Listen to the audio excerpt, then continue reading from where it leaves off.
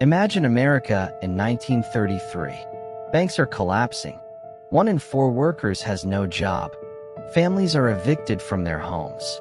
The nation is paralyzed by fear. And then, a man who cannot even walk takes the oath of office. His name is Franklin Delano Roosevelt. In this video, we will go beyond the history books and explore the deep personal motivation that turned a privileged aristocrat into the savior of a nation. Franklin Roosevelt was born on January 30th, 1882, in Hyde Park, New York, into one of America's wealthiest families.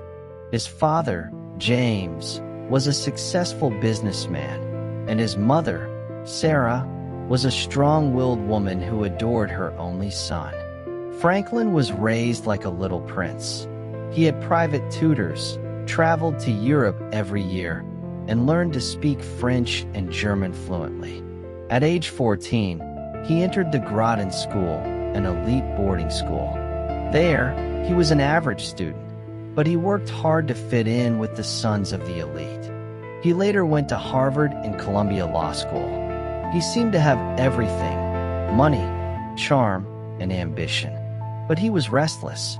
He wanted to make a name for himself, not just inherit one.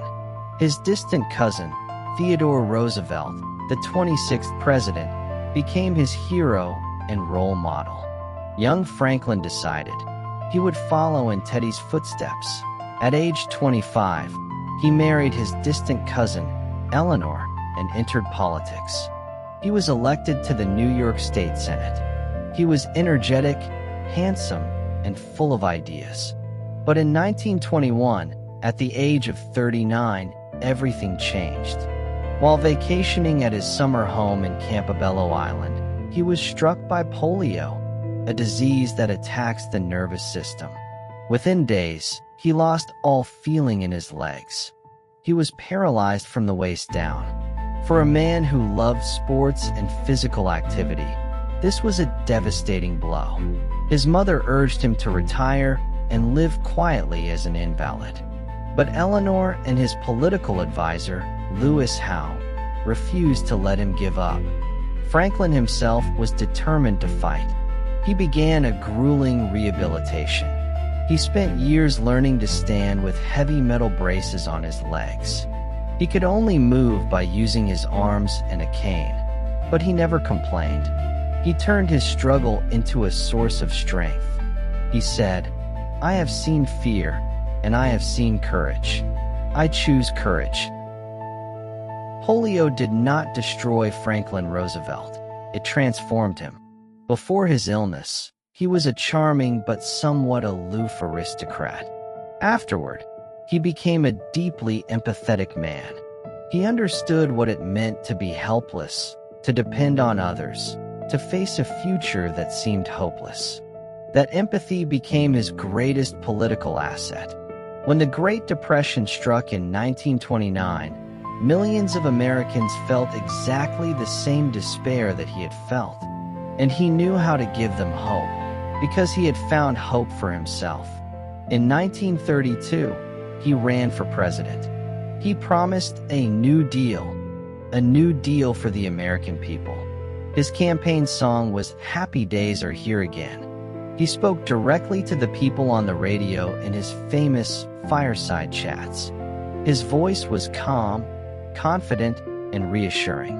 He told them, "The only thing we have to fear is fear itself, nameless, unreasoning, unjustified terror."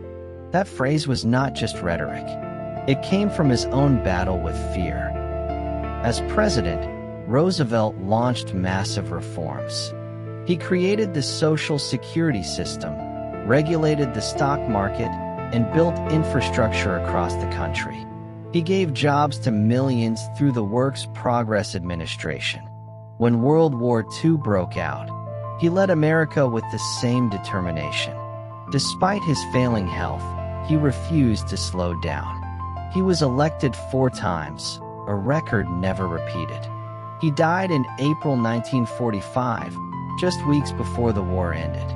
He never saw the final victory, but he had done what he set out to do.